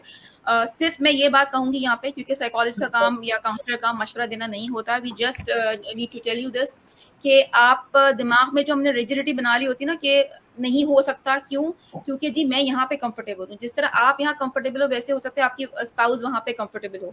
तो take out a middle way जहाँ पे दोनों एक तरफ, मतलब उनकी कुछ बात आप रख लें, आप उनकी और वो कुछ आपकी बात रख लें। तो यहाँ पे अगर इस तरह से अगर आप काउंसलर से पास जाते हैं, वहां से डिस्कशन करते हैं, थर्ड पार्टी को रखते हैं, वो आपसे पूरे बैकग्राउंड को पूछती हैं या पूछते हैं, तो उस पे यहाँ पे आप अपने फैक्टर्स बताएंगे कि लाहौर अगर आप जा सकते हैं तो क्या किन बेसिस के ऊपर जा सकते हैं, क्या आप उसको अफोर्ड कर सकते हैं, और अगर नहीं जा सकते तो उसके रीजंस आप लिखेंगे यहाँ पर। उसके बाद यू कैन डिसाइड समथिंग, और इसके लिए आपकी वाइफ का होना साथ में बहुत जरूरी है ताकि उनका व्यू भी लिया जा सके। Just on the basis of one view हम यहाँ पे कोई भी मतलब डिसीजन नहीं बना सकते। So that's an answer for you. बहुत शुक्रिया आपके जवाब देने का। बस 2-3 सवाल और है, फिर हम इसको रैप अप करेंगे। वैसे तो ये टॉपिक जितना भी डिस्कस किया जाए ऑब्वियसली कम है, बहुत सारे इसके जो है ब्रांचेस निकल आती हैं जिसपे हम बात कर सकते हैं। मे बी इसको सेकंड और थर्ड एपिसोड पे कर देंगे, पर ये 2-3 सवाल करते हैं फिर हम इसको रैप अप करेंगे इंशाल्लाह ताला। अच्छा ये बताइएगा कि एक सिंगल मॉम जो होती है उसकी सबसे ज्यादा उसको क्या बात परेशान करती है, उसका खौफ क्या होता है, उसका वरी क्या होता है, कुछ ऐसी चीज है? बुशरा आप बड़ी देर से खामोश बैठी हुई हैं। मैम मैं जरा जल्दी में वो बच्चे उठ गए, बस एक बात बोलना चाहूँगी। आप वैसे आप बात करके अगर आप जल्दी जाना चाहती हैं तो आप जा सकती हैं, आप क्लोज कर सकती हैं। जी मैम, कुछ बोल के मैं ये बंद कर। ठीक। तो मैम ये बोलना चाहती कि जो गुजरे हैं जैसे हालात से, जो सिंगल मदर्स, तो उन लोग जो स्ट्रॉन्ग है, उन लोग अपने बच्चों को, जो नेक्स्ट जनरेशन को ऐसा तरीके दे, दीन से हो, हर तरीके से दुनिया से हो, कि वो आगे अपने रिलेशंस पे अच्छे से गुजरे, कि उन लोगों को पॉजिटिव हर चीज, जो माँ है ना जो घर में बच्चों के साथ रहती है, वो अपने जो लड़का है तो दोनों को भी तरबियत करे कि वो आगे उसके पार्टनर के साथ सही से। बस सब अल्लाह की मर्जी है, मगर अल्लाह पे भरोसा रखे कि जो जैसा करता वो तो दुनिया में उसका है, जो अच्छा है, फेर है वो अल्लाह बहुत बड़ा जानता। तो बस ये हमारे अपने बच्चों की फ्यूचर के लिए उन लोगों को तरबियत ऐसे दे कि हम भरोसा रख सकते हैं हमारे बच्चे ये अपने आगे के रिलेशन पे ऐसा जस्टिस कर सकते एज अ पेरेंट। बहुत शुक्रिया। केसेस तो बहुत ज्यादा है, मैंने अपनी खाला को देखा, दोस्त को देखा, सिंगल पेरेंट है, बहुत सारे फाइनेंशियल प्रॉब्लम्स होते हैं, जो हस्बैंड पैसे लाके देते हैं वो क्या एक, तो शुरू में बच्चे छोटे होते हैं ना मैम, जब सेपरेशन होता है वो अलग चीज होती है, जब एक गैप हो जाता, बच्चे 10th 11th 12th स्टैंडर्ड के हो जाते, जब सेपरेशन हो जाता कि वो टाइम पे औरत घरेलू रहती है, घरेलू काम वो इतनी इंडिपेंडेंट नहीं रहती, तो उसका माहौल वही रहता, उतने टाइम के बाद सेपरेशन हो जाता, उसके बाद दुनिया को देखो, सब चीज़ें सीखो, हर चीज़ के लिए पैसे लाओ, कमाओ, तो उसके लिए ज़रा बहुत मुश्किल हो जाता। एक तो पढ़ाई का गैप, एजुकेशन का गैप, हर चीज़ इतना वास्ट है कि यंग यंग बच्चियाँ कमा रहे, सब कर रहे, वो अब 40-45 की लेडी अब उतनी जाके क्या करेंगे अब? बिल्कुल। तो वैसे ही हमारे पास भी अब जो भी है, हमारे मामू हैं, उनके भाई है, सब थोड़ा-थोड़ा सा हेल्प कर देते हैं उनको, फिर भी उन स्कूल में टीचिंग करते हैं, मदरसा करते हैं। वो जो उनका एक पीरियड था, हम लोग देखे उनको 10 इयर्स, जो 12 इयर्स उनके जो थे, वो एकदम से अलग सा साइड अभी देख रहे हैं। उनके पहनने से, बैठने से थोड़ा साइकोलॉजिकली बहुत सारे डिस्टर्बेंस आ गए। एक तो यंग स्टेज पे स्ट्रगलिंग कर लिए, फिर अब उनका जब ऐसे अडल्ट स्टेज आ गया, उसमें भी उनको पीस नहीं हुआ, वो अब सेपरेशन है वो। तो जब देखते ना मैम बहुत अफसोस किया। वो एक ऐसा टाइम था 1 to 2 इयर्स क्वाइट डिप्रेशन में थे। वो अच्छा याद है मेरे को, दुबई में अच्छी सी लाइफ थी उनकी। फिर आगे बाद एक रेडियो ले लेके आए थे हम, तो वो जाके वो इतना सा बड़ा रेडियो लेके फिरते थे बस, तो उसमें कुछ ना कुछ वो एफएम चलता, वो चलता, बस इतना बैग था उसमें, हर चीज, दवाइयाँ, मेकअप, इतना बैग में सब लेके फिरते थे हम। ये क्या है, ये बीबी आंटी, ये सब क्या है? बस ये मेरे को वो चीज़ें याद आना नहीं। मैं बच्चों को देख रही हूँ, अब बच्चों की टर्निंग पॉइंट है, अब एजुकेशन देखे, अब इतना सब हो गया। मैं हैट्स ऑफ, कोई बच्चों की एजुकेशन, उन लोगों की चीज़ों में उन्हें कोई वो नहीं करे, कमी नहीं करे। आज अपनी कई चीज़ों को कर लिए, but she is qualified, young, अच्छी, पूरे मेरे आंटियों में से ब्यूटीफुल, हर चीज़ है। बट होता है हम जब वो भी कर लिए, तो इट्स थोड़े में बहुत हार्ट ब्रेकिंग हो जाती चीज़ें, बट को लेडी कोप अप कर लेती। और मैं क्या बोलूँ, औरतों को इतनी हिम्मत होती, वो अल्लाह क्या देते, हर चीज़ से जो कर लेते, सबर हो, वो बहुत, फिर कर लेते बस। वो उन लोगों ने इनबिल्ट कैसा आ जाती, फिर जबकि man they are very strong, बोल देना स्ट्रेंथ है, ताकत है, कुव्वत है, मगर सबर पेशेंस के लिए औरत कर दे। हक और हलाल पे हो, बेशक अल्लाह साथ देने वाला। ये मैं क्वेश्चन लेती, आप हक पे हो, हलाल हो, किसी को ना हक बड़ी बात में ना बोले, ना हक किसी कोई चीज में ना इन्वॉल्व हुए, और आप भी मेक श्योर है कि किसी को आपकी तरफ से हर्ट ना हो ना। आप कोई आपको करे तो एक बाउंड्री रख लिए, वो इग्नोर करे या कोई चीज कर लेगी ना, आपको कोई पर्सनल करे, बस आप हक और हलाल पे हो, अल्लाह पे भरोसा करो, आसान हो जाता। बहुत बहुत शुक्रिया आपके जो है एडिशन का इस टॉपिक में, जो भी आपने अवेयरनेस और अपने एक्सपीरियंसेस और जो आपकी ऑब्जर्वेशन है उससे बुशरा शेयर किया। आप जो है अगर आप जाना चाहती हैं, बच्चा वगैरह देखना चाहती हैं, तो आप जा सकती हैं। जज़ाकल्लाह खैर फॉर योर टाइम। अस्सलाम वालेकुम। जज़ाकल्लाह खैर। बस ये 2 सवाल आप लोगों से, बाकी जो हमारे पास रह गए। बहुत शुक्रिया बुशरा, अल्लाह ताला आपको खुश रखे, आबाद रखे। Thanks for your time. जज़ाकल्लाह खैर। जी फातिमा, आयशा एंड हिना, बस ये पूछना चाहूंगी, 2 सवाल और हैं कि ये पॉजिटिव और नेगेटिव्स जो हैं सिंगल पेरेंटिंग के, थोड़ा सा वो बता दीजिए। और क्या एक सिंगल मॉम जो है वो एक अच्छा बच्चा रेज कर सकती है? आयशा, अगर आप स्टार्ट करना चाह रहे हो तो आप कर सकते बिल्कुल। हो। सिंगल मॉम एक अच्छा बच्चा उस सूरत में रेस कर सकती है जब वो खुद इमोशनली किसी के ऊपर डिपेंडेंट नहीं होगी। ठीक है, अगर तो वो अभी तक अपने एक्स के धोखे और उसके मसलों से निकल के बाहर नहीं आई होगी, तो फिर तो वो अच्छा बच्चा क्या, वो अपने आप के साथ भी कुछ बेहतर नहीं कर सकती। ठीक है, तो अगर अच्छी जिंदगी एक सिंगल मॉम ने गुजारनी है, तो सबसे पहले तो उसकी एक्सेप्टेंस आनी चाहिए उस सिचुएशन की जिसके अंदर वो है, कि हाँ अब ये हो चुका है मामला, अब मैं हूँ एक बच्चे की माँ हूँ या 2 बच्चों की माँ हूँ या जो भी हूँ, मैंने अपनी जिंदगी अपने बच्चों के साथ अच्छी और बेहतर गुजारनी है और खुश गुजारनी है। ऐसी नहीं गुजारनी है कि मैं मतलब लगे लोगों को कि मैं ठीक हूँ लेकिन अंदर से मैं ठीक नहीं हूँ। तो फिर ये वही वाले मामला हो जाते हैं जो आप अपने एक्स के साथ लोगों को पोर्ट्रे कर रहे होते हैं कि नहीं जी एवरीथिंग इज सुपर परफेक्ट, और अंदर से आप खुश नहीं होते, तो फिर आपकी उस सिचुएशन से कोई फायदा ज्यादा हुआ नहीं आपको। तो पहले तो अगर आप और फिर डिपेंडेंट नहीं है आप, तो एक प्लस पॉइंट हो जाता है कि आप किसी के ऊपर डिपेंडेंट नहीं है, अपनी फैमिली पे भी नहीं है, किसी पे भी नहीं है। लेकिन ये सारी चीजें बातें करना, इस वक्त मैं अल्हम्दुलिल्लाह बहुत डिपेंडेंट हूँ, इमोशनली भी मतलब किसी पे भी डिपेंडेंट नहीं हूँ, इमोशनली भी, मेंटली भी, तो मैं ये बातें कर रही हूँ। लेकिन इन सारी चीजों को करने में वक्त लगता है। अपने आप को थोड़ा सा टाइम दें, आप इतने बड़े एक चीज़ से गुजरे होते हैं, इतने मामलात आपकी ज़िंदगी, आपने एक बहुत अरसा साथ गुजारा होता है, अच्छी चीज़ें भी होती हैं, बुरी चीज़ें भी होती हैं, तो अपने आप को हील करने का टाइम दें ताकि आप आगे बढ़ सकें। ठीक है, जब आप हील कर लेंगे तो आप बेहतर हो जाएंगे, तो जब आप बेहतर हो जाएंगे तो फिर आप अपनी ज़िंदगी अच्छे तरीके से गुजार सकेंगे और वही एनर्जेटिक पॉजिटिव चीज़ें आपके बच्चों की तरफ जाती हैं, वही एनर्जीज आपके बच्चे आपसे लेते हैं, वही पॉजिटिविटी आपके बच्चे आपसे लेते हैं। अगर माँ को रोता धोता परेशान हाल देखेंगे तो बच्चा भी परेशान ही रहेगा, फिर आप उसके साथ खास कुछ कर नहीं सकते।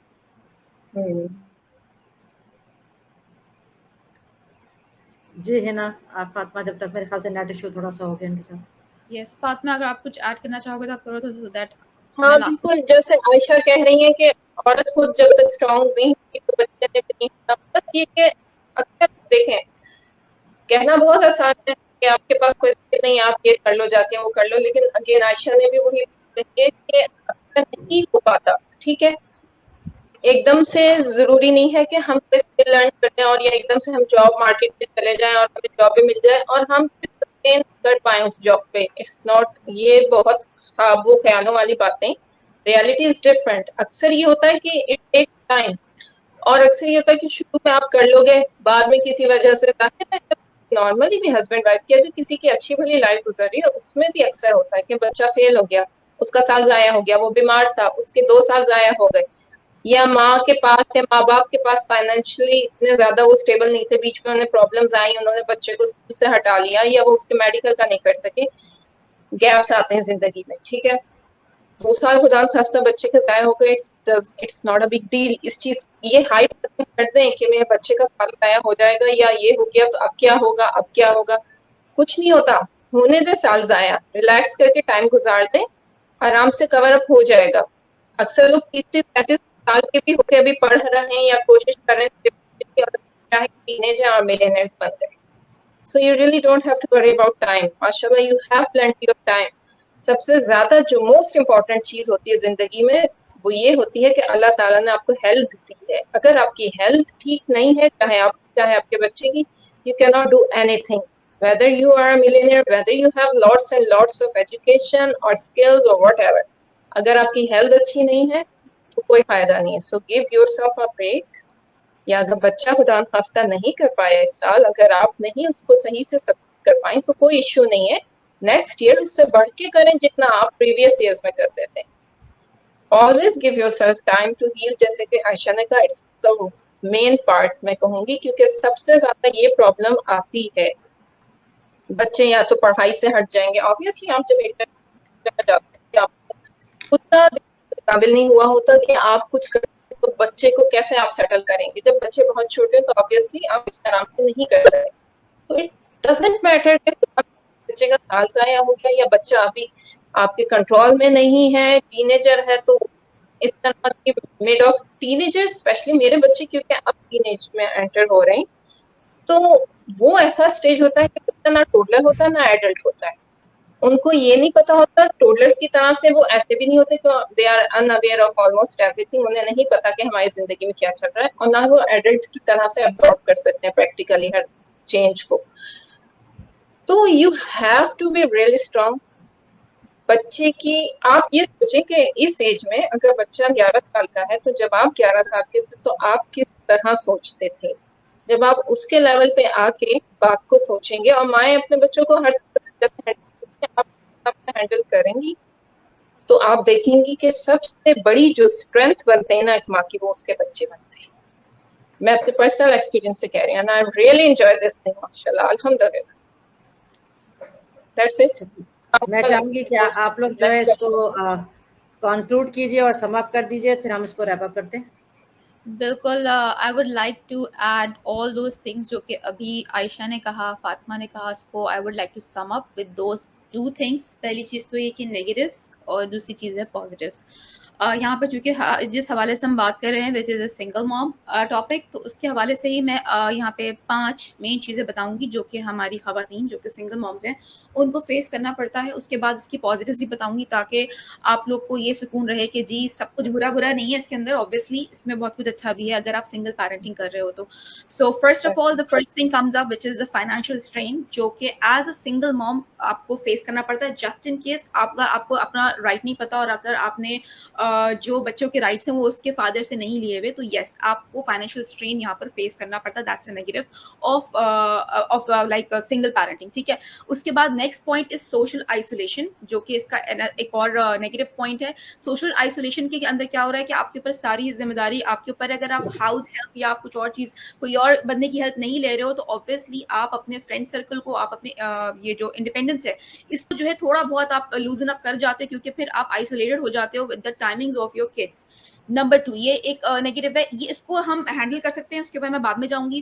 Third is the decision pressure, जहां पर आपको हम कह देते हैं फॉर एग्जांपल अगर आप कनेक्टेड हो अपने एक्स के साथ तो जी उसको दिखाना भी उसकी अलग से बातें आपको सुननी पड़ी होती है अगर वो कनेक्टेड है कि नहीं तुमने ऐसा नहीं करना, तुमने इस स्कूल में नहीं डालना, तुमने ये नहीं करना, तुम ऐसा कर लो, तुम यहाँ पे शिफ्ट हो जाओ, तुम वहां चली जाओ। तो ये वाले डिसीजन प्रेशर्स भी आपके ऊपर रहते हैं as a single mom. Obviously सबके लिए नहीं है but most of the time मैंने ये केसेस देखे हैं जहां पर एक्स का जो इन्फ्लुएंस आता रहता है तो वक्तन फवक्तन आपके ऊपर as a single mom.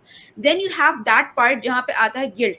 Guilt वाला वो नेगेटिव हिस्सा है सिंगल मॉम और सिंगल पेरेंटिंग का जहां पे जब आप बहुत ज्यादा इमोशनली ड्रेन फील करते हो तो कहीं ना कहीं आप एक जो डिवोर्स के बाद एक आता है bargaining stage, that's a grief phase जो थर्ड स्टेज कहलाती है इसकी, जहां पे हम बार्गेनिंग करते हैं और हमें गिल्ट होता है कि काश हम सेट कर लेते अपनी लाइफ, काश हम थोड़ा कॉम्प्रोमाइज कर लेते, काश हम जो है ना जरा नेगेटिव था तो क्या था बर्दाश्त कर लेते, हमें कम से कम इस चीज से तो नहीं गुजरना पड़ता। ये चीज भी बहुत हद तक देखी गई है उन लोगों में जो कि सिंगल पेरेंटिंग कर रहे होते हैं और जो कि इमोशनली या मेंटली जो है वीक होते हैं किसी भी तरीके से। Last but not the least fatigue, जो कि हर डोमेन में आपको नजर आएगी। इमोशनल बात करें, अगर हम मेंटली बात करें, अगर हम फिजिकली बात करें या हम फाइनेंशियली बात करें, किसी भी हवाले से किसी भी डोमेन की बात करूं मैं यहाँ पे फटीग वाला जो एक पॉइंट ऑफ व्यू है वो बहुत ज्यादा इंपॉर्टेंट है, जहाँ पे खातून या खवातीन जो कि सिंगल हैंडली रेस कर रही हैं बच्चों को, उनमें जो थकावट का अंसर आपको देखने मिलेगा। फॉर एग्जाम्पल उनको लगता है लाइक या पहले इतनी थकावट नहीं होती थी लेकिन अब I am feel train right now क्योंकि बात करने वाले के लिए कोई नहीं है, या फिर अगर कोई है तो ऑब्वियसली बच्चों की जिसे कहते हैं ना कि बराबर बराबर रिस्पॉन्सिबिलिटी लेने वाला कोई नहीं, मैं किसी पर ट्रस्ट नहीं कर सकती। तो ये चीज आपको ड्रेन कर रही होती है, यहाँ पे आपको थकावट महसूस होती है फिजिकली भी, मेंटली भी, इमोशनली भी, ठीक है। तो ये थे सारे नेगेटिव जो कि मैंने कोशिश की कि सम अप करूं मैं जल्द से जल्द।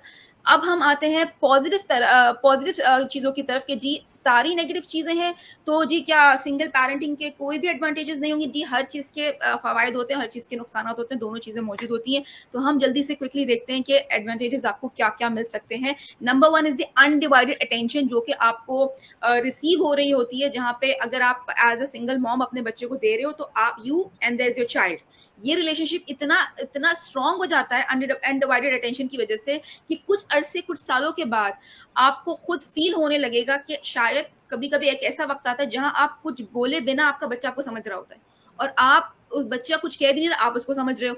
That is something close bonding जो कहां से आ रही है? अनडिवाइडेड अटेंशन की वजह से आ रही है। Number 2, you are free to make your own decisions.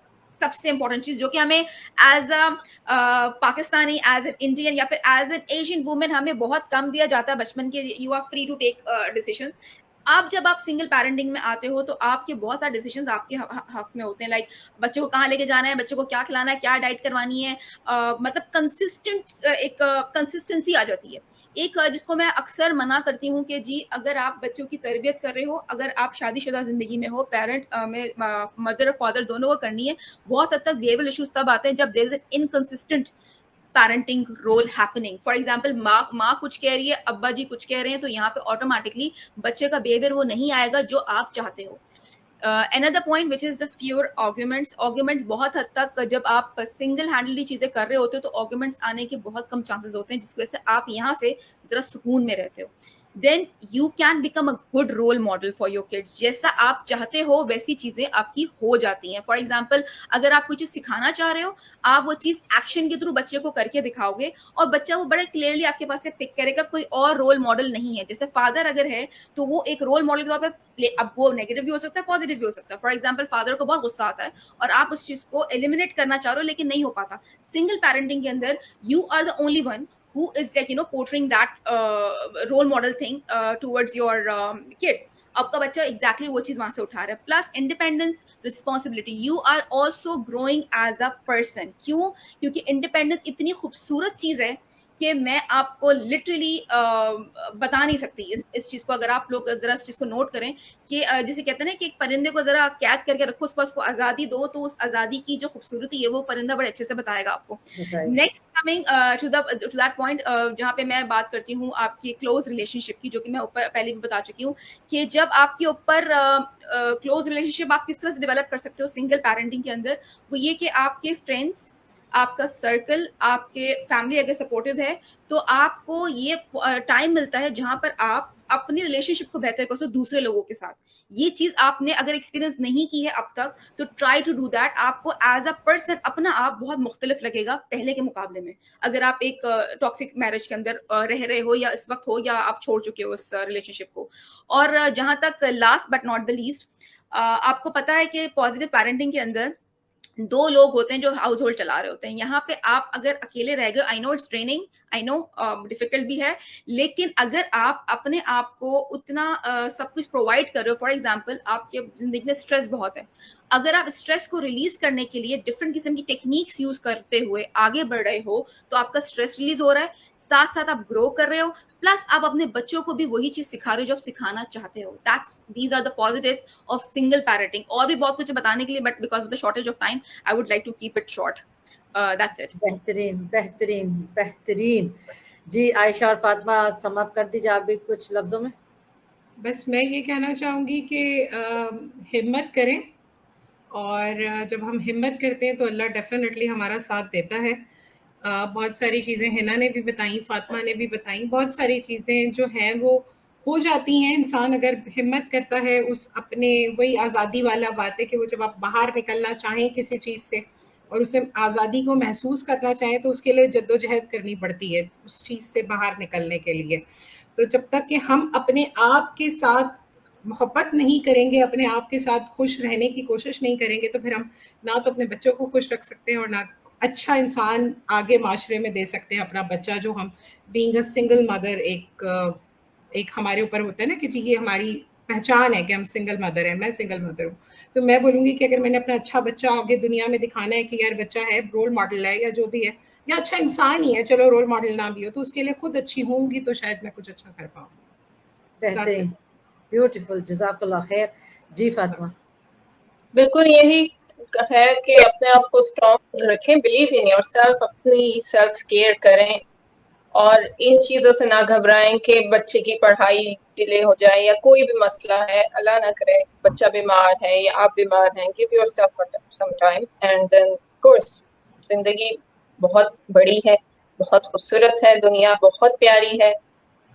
Think beyond your thinking. मैं कहूँगी कि जैसे अगर आप पाकिस्तान में रह रहे हैं तो आपने कभी जिंदगी में ये भी नहीं सोचा होगा सपोज कि आप जैसे छोटे से किसी गांव में हैं, आप कराची जाएं या लाहौर जाएं, आप अपने थिंकिंग को इतना वाइड कर लें कि मैं तो यूएस जाऊंगी, सोल ट्रैवलर होंगी, मैं सिर्फ मेरा बच्चा होगा. इस लेवल की थिंकिंग कर लें आप अपनी. तो जब आप उससे थोड़े कम लेवल का भी कुछ करेंगी तो आप कुछ अचीव कर सकेंगे जिंदगी. So have fun, enjoy your freedom and seriously independence is like सबसे बड़ी नेमत अल्लाह ताला की है. जज़ाकल्लाह खैर. आप लोगों की इतनी पॉजिटिव और इतनी मोटिवेशनल बातों के लिए I hope this session would educate and support the community इंशाल्लाह ताला. और यही हमारे प्रोग्राम का मकसद भी है. बहुत शुक्रिया आप लोगों के साथ का. सईदात ग्लोबल क्या है, इसके किन पैरामीटर्स के ऊपर, किन टारगेट्स के ऊपर काम कर रहा है, इसको आप ये फातिमा जो है ये मेकअप आर्टिस्ट भी हैं. फातिमा चाहूँगी आपका कोई लिंक वगैरह तो आप, वैसे मैंने आप लोगों की डिटेल्स ऑलरेडी अपने इसमें शेयर की हुई हैं, यूट्यूब चैनल में भी शेयर कर लूँगी. और बाकी आप लोग खुद भी अपने जो लिंक्स वगैरह हैं, सोशल लिंक्स वगैरह, आप इसमें कमेंट्स में भी शेयर कर दीजिए। हमारा ग्रुप किन टारगेट्स के ऊपर काम कर रहा है, इसको अगर आप लोग जो लोग हमें इस वक्त देख रहे हैं और जो आगे भी, क्योंकि ये सेव रहेगी इसके अंदर हमारी लाइव, इसको देखना चाहेंगे इंशाल्लाह ताला, तो वो इब्राहिम कुरैशी को फेसबुक पर, ट्विटर पे, इंस्टाग्राम पे और यूट्यूब के ऊपर फॉलो कर सकते हैं। फॉलो, सब्सक्राइब, लाइक जो कुछ भी है वो आप तमाम बटन्स दबा सकते हैं। जनाब नेक्स्ट वीकेंड इंशाल्लाह ताला नए टॉपिक के साथ, और इंशाल्लाह ताला जो हमारे पास अभी मेहमान आ चुके हैं बहुत एजुकेटेड हैं, बहुत नॉलेजेबल हैं, इनको अगले भी प्रोग्राम्स में इंशाल्लाह ताला हम ज़रूर बुलाएंगे, दोबारा हाजिर होंगे। तब तक के लिए आप सबका बहुत शुक्रिया। जज़ाकल्लाह खैर। अस्सलाम वालेकुम रहमतुल्लाहि व बरकातहू। Thank you. अल्लाह हाफ़िज़। अल्लाह हाफ़िज़। जज़ाकल्लाह खैर।